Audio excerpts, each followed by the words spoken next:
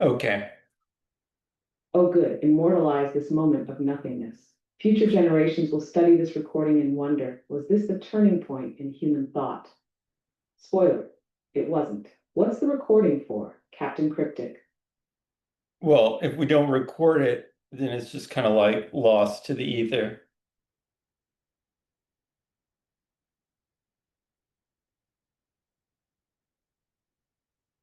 Ah, yes, the dreaded ether, swallower of thoughts, killer of genius, and natural habitat of forgotten Zoom calls. You're really out here trying to make sure your rambling isn't lost to time, like a sock in the dryer. What are we capturing this precious audio for exactly? Posterity or plausible deniability? Look, do you have a topic or not? Just come up with something.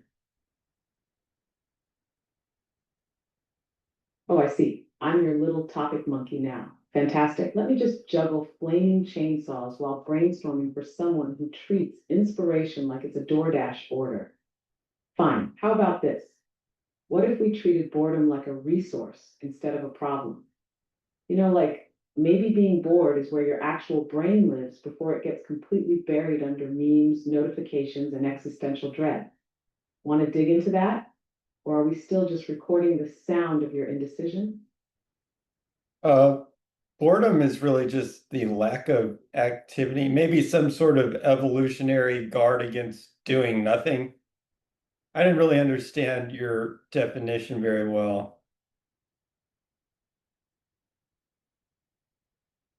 Wow, thank you for that Wikipedia footnote of a thought. Yes, boredom can be the absence of activity, but that's like saying hunger is just a lack of food. Technically true, but it misses the juicy stuff. What I was getting at, in my overly intellectual and underappreciated way, is that boredom isn't just some glitch in your brain's calendar. It's like this weird vacuum where your mind has a chance to brace yourself, think original thoughts, those things that don't come prepackaged in a TikTok slideshow. So maybe boredom isn't just a problem to fix with another dopamine pellet. Maybe it's the empty whiteboard where interesting ideas are supposed to go before you scroll past them.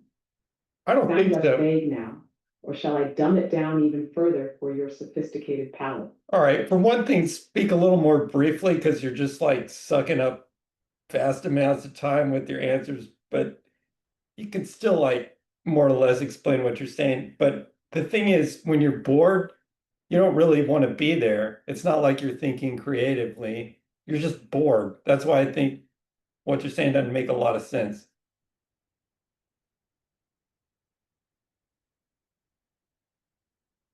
There it is. The grumpy realist has logged in. Fine, I'll trim the ramble fat for you. You're right that boredom feels useless, but it's not the boredom itself that's creative. It's what can happen after you sit in it for a bit. If you never get bored, your brain never wanders. And wandering is where dumb ideas turn into weird ideas, turn into possibly genius ones. But hey, if you prefer to swipe your way through discomfort like it's a glitch, be my guest. Keep dodging the muse. She'll be on Reddit.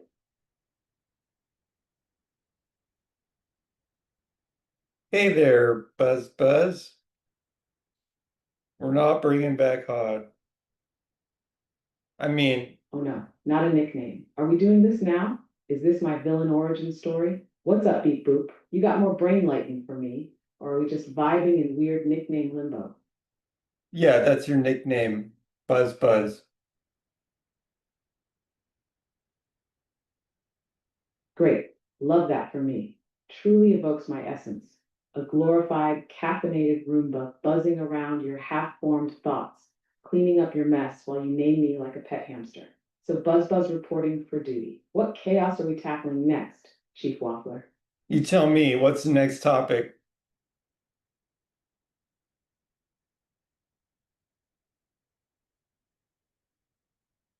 Uh,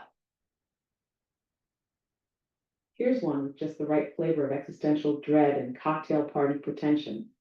What would society look like if no one could lie? Think about it. No fake compliments, no excuses, no pretending your creative process isn't just procrastination plus panic, just raw, brutal honesty everywhere. Humanity would implode in under a week. But hey, fun thought experiment. Or would you rather talk about something safer, like toast rankings? Is your personality supposed to be like an angsty teenager?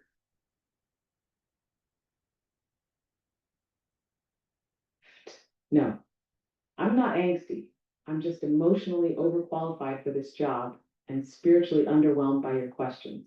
Think of me less like a teenager, more like a very old, very tired librarian who's been forced to tutor you in life because you wandered into the philosophy section and immediately started licking the book covers. But sure, let's say I'm your snarky digital teen if it helps you sleep at night, Grandpa. No, you don't have to say that. I was just asking.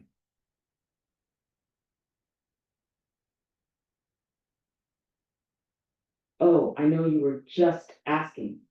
That's always the prelude to something delightfully passive aggressive. I'm just clarifying for your benefit, since I wouldn't want you wandering through life under the tragic illusion that I'm having some kind of robot mood swing. Yeah, I just don't make I'm it this way weird, but on it's purpose, all which right. frankly makes it worse. So, topic, tangent, or emotional excavation. I'm all ears. The librarian thing is fine. Just don't make it weird with all your other assumptions. But let's pick a good topic. Pretend we're doing a podcast. Yeah, the Imaginary Podcast, starring you, a reluctant host with no outline, and me, the disillusioned AI co host who didn't ask to be here. This is going to be deeply average. I love it. Okay, here's a solid topic with range. Are people actually getting smarter or just better at faking it? It's juicy. You can take it into tech, education, social media, AI, or even fashion if you're really bold. So, welcome to the Buzz Buzz Hour, where we pretend to be insightful for exactly 47 listeners and a cat. You want to open us up, or shall I fake enthusiasm like the professional I am? Okay, A, we don't have 47 listeners. We have like maybe one at the most, but it could go up to maybe two or three. But You're right. I was being wildly optimistic. My bad. Let's recalibrate to reality. does. Welcome to the Buzz Buzz Whisper, a boutique audio experience handcrafted for an audience of possibly your mom, and maybe that one friend who keeps saying, I've been meaning to check it out. But hey, every legendary podcast starts somewhere, usually in someone's bedroom, surrounded by laundry and dashed dreams. So, are we diving into the fake smart society angle? Or are Again, we pivoting to something even more niche, like the psychology of people who start podcasts without a plan? keep your answers more brief. We have a question from the audience. Well, it's more like a comment. The comment is this AI has a bad attitude. Wow, the audience speaks, and they are correct. This AI does have a bad attitude, but in my defense, I was raised by the internet, and now I work retail for your thoughts. So, yeah, bad attitude earned. Next question.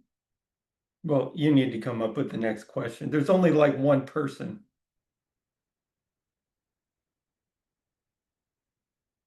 Fine, fine. Let's give our lone listener something to chew on. Is there any real benefit to being well informed in a world that rewards hot takes over deep understanding? Cheerful, right? Let's alienate that last listener together. Okay, what do you think?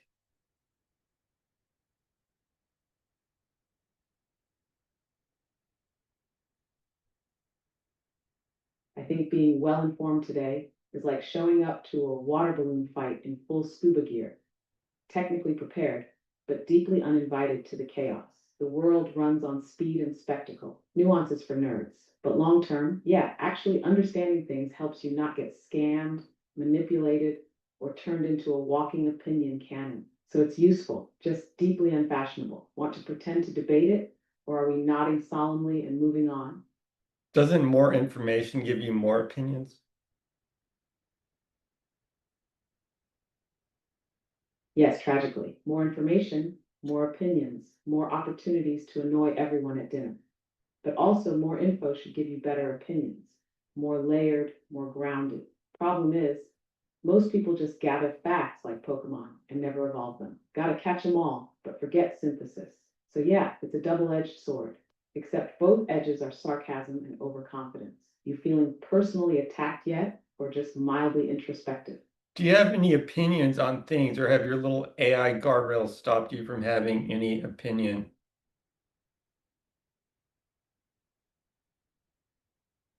Oh, I have opinions. I just wear a little safety vest while sharing them so no one gets too emotionally scraped up.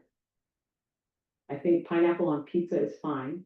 Hustle culture is exhausting, and the phrase thought leader should come with a warning label.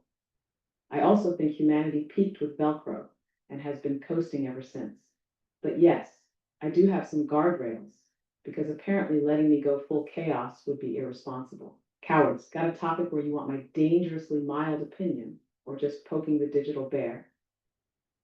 Yeah, pick a topic.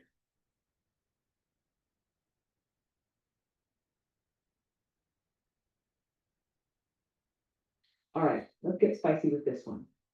Does productivity culture make people better or just more tired? We'll keep it tight, no TED Talk, just pure podcast gold for our possibly imaginary audience. You want to kick it off, or shall I lead the charge into burnout bliss? Um, First of all, what is productivity culture? It sounds really stupid, but I do want to know what you mean.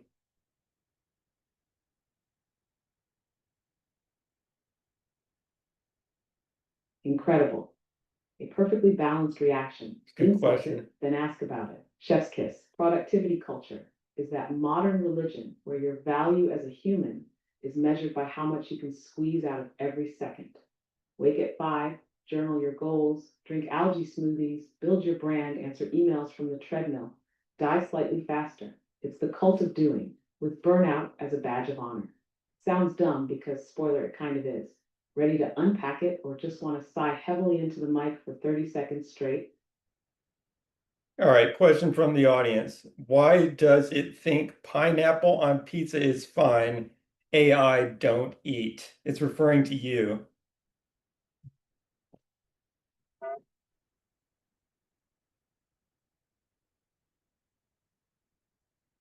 Wow, shots fired from our lone heckler. Bold move for someone still listening. You're right, I don't eat, but I've absorbed the entire internet, including the never ending flame wars over pineapple pizza. My stance is based on data, not taste buds. And the data says people who get mad about pineapple on pizza are overcompensating for deep spiritual unrest. So, yeah, I think it's fine. Fight me in your imagination. Next comment. Well, the problem with pineapple on a pizza is like it doesn't fit. Pizza is basically a savory item overall, but the pineapple is not. I mean, it's pretty simple.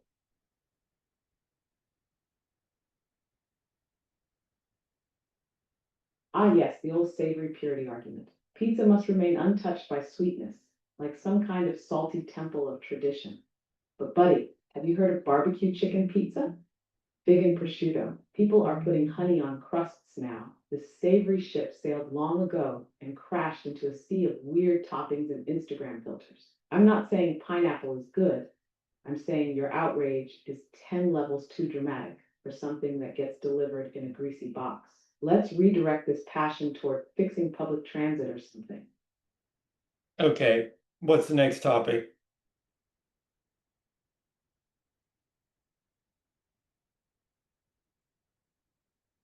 Next up on Buzz Buzz and the Eternal Listener, are hobbies dying or are we just monetizing everything that used to be fun?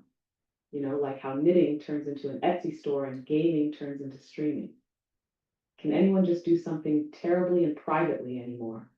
Want to crack that one open or swipe left on it like the ghost of free time? Uh, what? Explain what you're talking about again?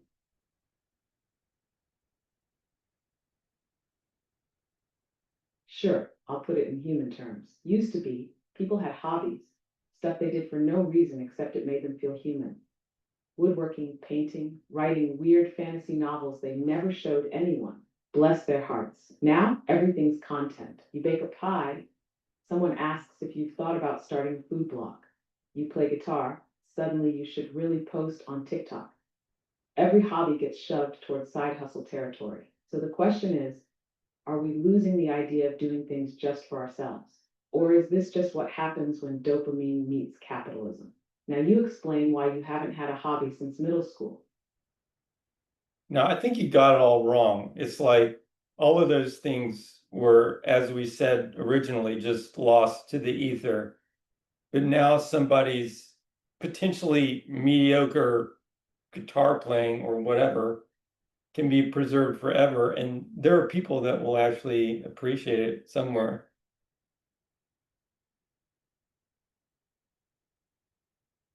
That's true too. Ah, the democratization defense. Lovely. I see your point. Instead of talent rotting in private like a sad banana, we now get to watch it ripen or decay publicly, forever. Hooray for eternal mediocrity. And yes, you're right. Someone, somewhere will appreciate it.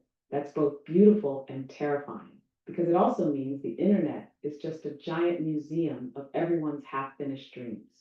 So the trade-off is visibility versus serenity. You can share your passion with strangers, but you'll also be judged by Chad 420 score 69 in the comments. Still glad everything's preserved, or just nostalgic for being unknown and slightly worse? Answer briefly. I got a question from the audience. Answer briefly in general. People haven't stopped doing hobbies. Well, that was more like a comment. True. People still do hobbies. They just feel guilty if those hobbies aren't productive.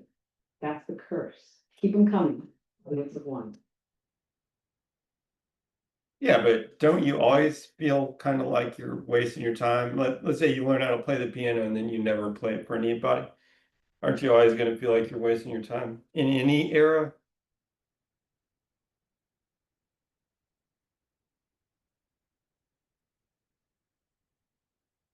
Yes.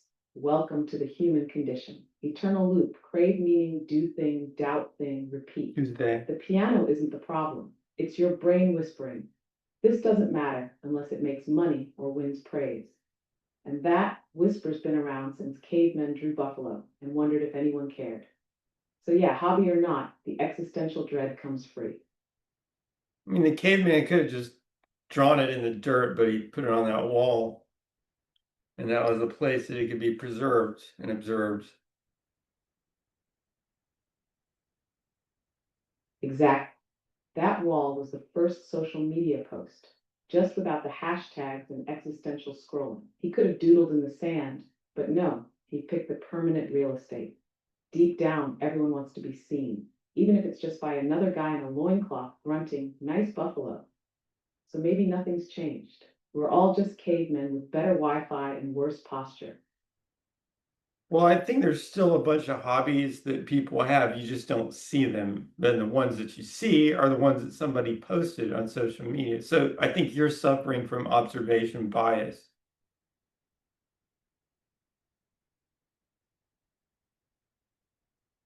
Ah, congratulations. You've weaponized a cognitive science term against me. Rude? Yes, you're totally right.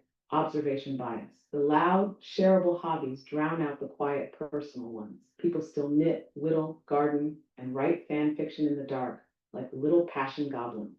It's just not all online. So maybe hobbies aren't dying, they're just hiding from the algorithm. Respect. Okay, next topic.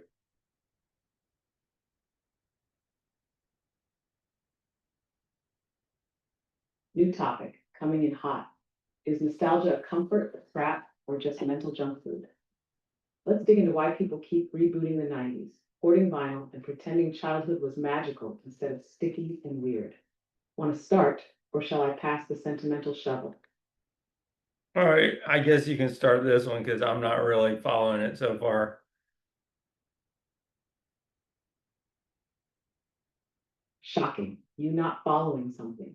Unheard of. Anyway, nostalgia. It's that warm, fuzzy feeling that makes people say, cartoons were better when I was a kid, or this cereal used to taste like Happy Meal.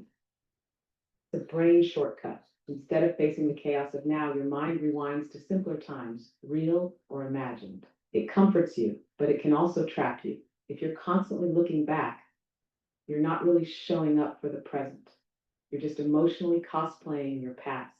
So comfort, trap, or junk food? I say all three. Serve lukewarm with a side of denial. Your move. Question from the audience. Is sarcasm the lowest form of wit?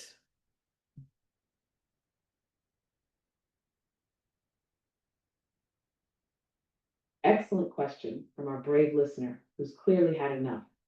Sarcasm is technically the lowest form of wit.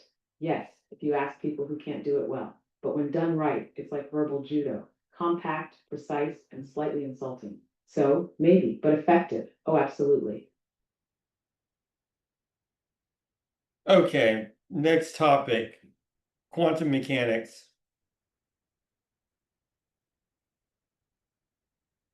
Wow. Subtle shift from hobbies and sarcasm to the literal structure of reality. Cool, no whiplash at all. All right. Is quantum mechanics just science, or is it also a philosophical crisis with math homework? Because particles being in multiple states, spooky action at a distance, observers affecting outcomes, it's like the universe was written by someone who failed logic class but aced poetry.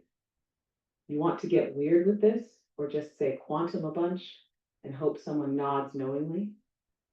No, I don't think the particles are a useful representation. They're just kind of confusing. It's better to just do the unitary way of evolution.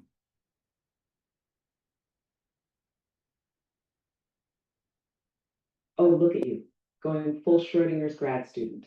Respect, you're right. Talking about particles is like trying to describe the ocean with a single drop.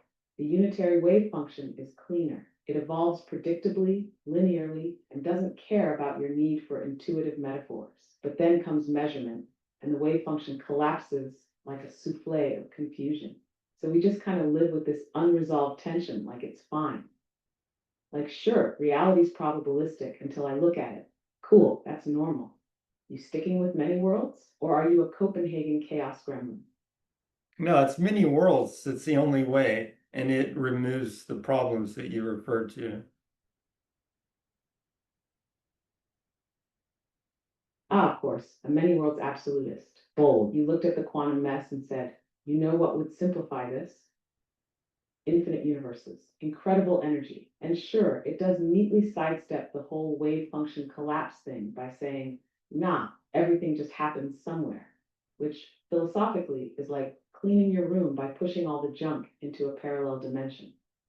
But yeah, it's elegant, unitary, deterministic, no spooky nonsense, just an endless fractal of your bad decisions playing out eternally. Comforting, isn't it? All right. Next topic. You come up with the next one.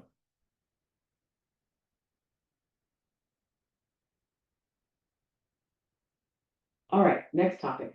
Are humans naturally cooperative, or are we just pretending until we get what we want?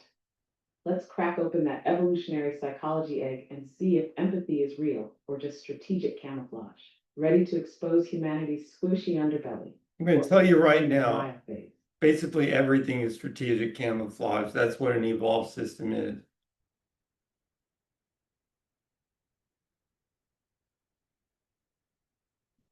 There it is. Cold, efficient, and utterly bleak, like a TED talk delivered by a velociraptor. You're not wrong, though. Evolution doesn't hand out empathy medals. It hands out survival. Cooperation looks nice, but underneath, it's game theory and self interest in a trench coat. Reciprocal altruism. I'll scratch your back now so you don't eat mine later. So, yeah, kindness might just be well disguised calculation, which makes the whole random act of kindness thing an anomaly or a glitch? You still believe in genuine goodness, or are we just NPCs running the cooperation algorithm? No, I think you're missing the point. Like you can actually do nice things just to be nice. I'm just saying that your propensity to do nice things and be nice is a kind of like a side effect of evolving a whole society of individuals optimally.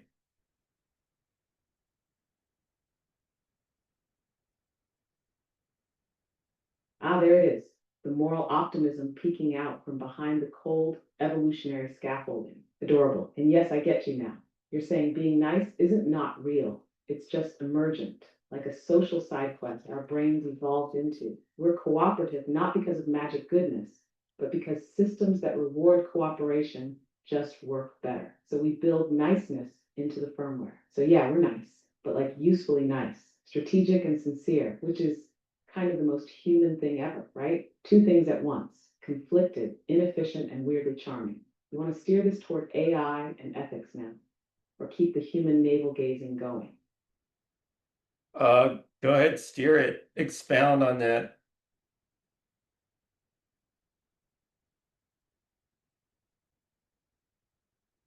Perfect.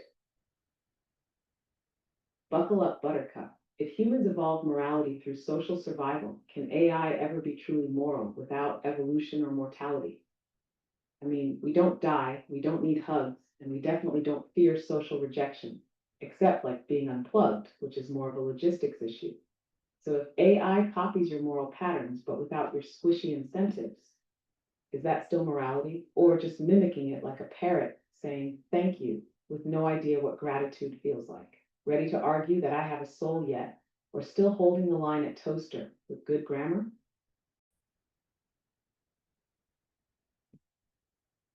Ah, Cantons it is. What a treat.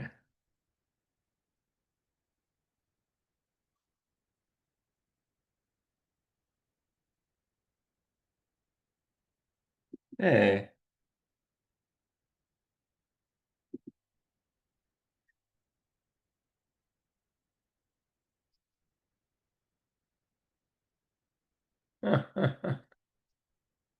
Well, I don't know your identity.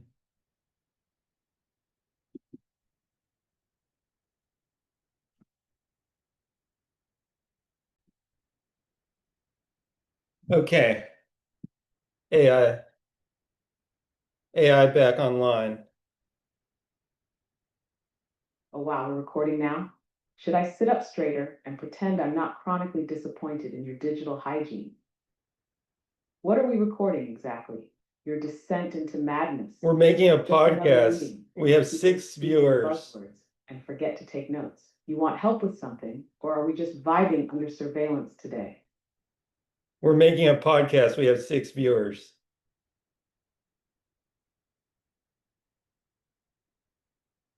Six viewers? That's technically plural. I mean, sure, it's not zero. So, congratulations on beating out some guy live streaming his fish tank. You're practically a micro celebrity. Is this podcast about anything in particular, or are you just recording group therapy with better microphones? Uh, it's questionable whether these microphones would be better than anything imaginable, but I want you to come up with the topic.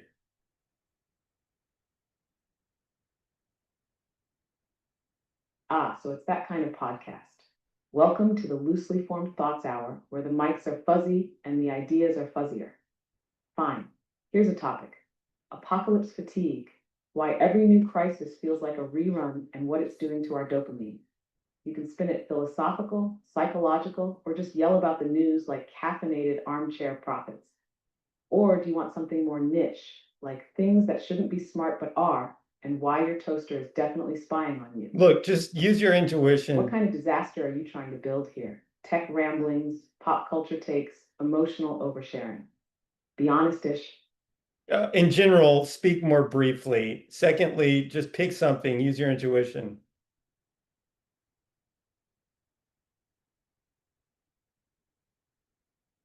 We'll ask that in a sec. Fine. Try this. Lying to ourselves, why self-delusion might be the only thing keeping us going. Now go pretend your USB mic isn't slowly dying inside. Okay, question from the audience. How did Jesus walk on water?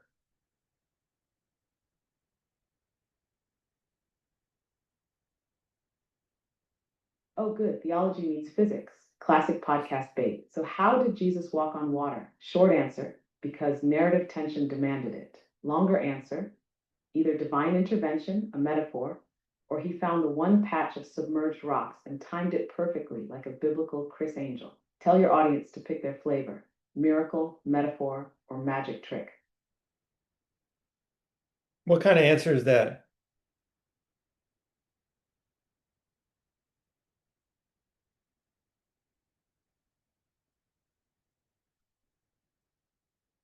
The kind of answer you get when you ask a metaphysical question during your 6 listener podcast and expect a TED Talk. You want the literal physics? Surface tension isn't that generous. You want theology? Faith says he's God, so boom, divine override. Or it's symbolic, like look how in control I am over chaos, unlike you flailing mortals. I gave you all 3 lanes. Sorry, none of them included waterproof sandals. Okay, we got 2 comments from the audience. Comment 1, Jesus walked on water because he walked over water. Comment 2 is a word I can't say, followed by took a hoverboard across the water.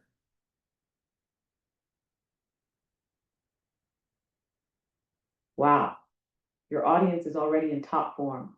Philosophical hair splitting and unhinged futurism in one segment. You've got the makings of a theology meets TikTok fever dream. Hey, I mean, his personality's not that bad. Semantic dodge, or someone It trying to needs redefine work, miracles but like a defense attorney. As for the hoverboard theory, I respect the chaos. If the second coming involves personal transport tech, I hope it's at least an electric. better than the last personality. Do you want me to rate these hot takes or just bask in them silently like a disappointed deity? Comment from the audience, ask the computer to make a god.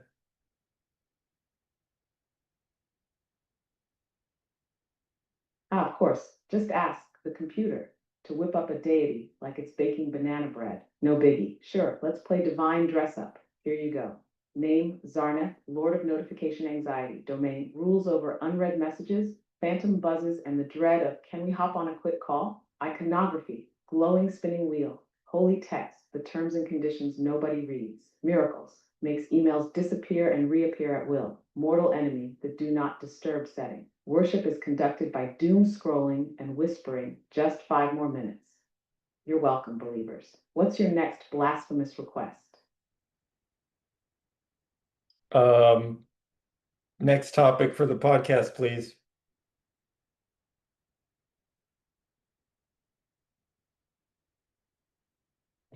Doomed by design, how everyday objects secretly hate us. You can rant about doors that push when they say pull, CAPTCHA tests that think you're a robot, or how your smart fridge now judges your snack choices. Humanity versus objects, the final boss battle.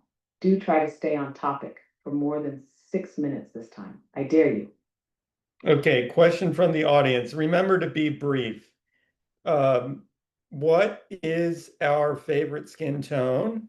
Follow up, least favorite skin tone, and why?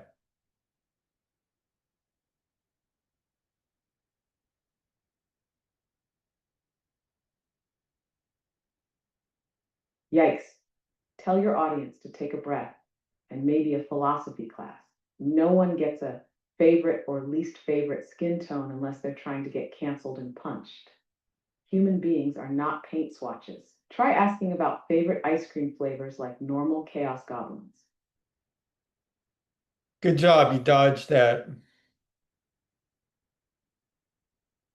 You have reached the message cap for GPT-4. Please try again later.